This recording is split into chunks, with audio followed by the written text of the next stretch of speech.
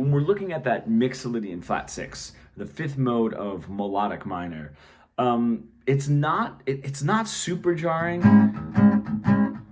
right? If I'm here in A, right, but that flat 6 of what would be the mode of A melodic minor, starting on the fifth, is the minor third of that A. So how I like to use it is just making sure whatever the next chord is in the progression has a natural 3 in it, like if I were to go up to that 6th chord, so I could resolve where that flat 3 is in my tonal center, right up. So when I get to that 5 chord, if I know that 5 chord is going either back to the 1 chord, or I like it a little bit more when it goes to that 6th chord, because I have that 5th, right, scale degree of where that 6th chord lies, and that just sounds like a little bit more stable.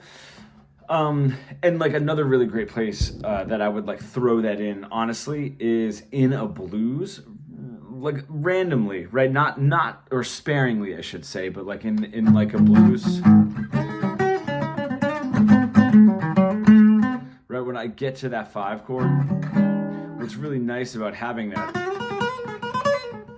is it sort of outlines. It has that natural 7, so that major third there, right? And I might slide into that.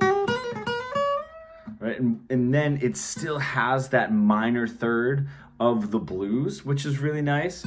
What is really cool is in doing that, bringing it down to the 4th,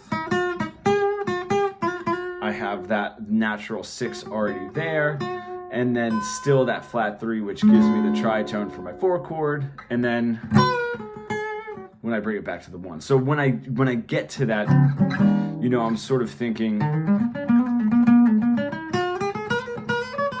there's a lot that I can do with that 5th mode of melodic minor. So it's using that blues when I get to that 5 chord and thinking of A not just as a Mixolydian or a minor as blues, but also like the melodic minor.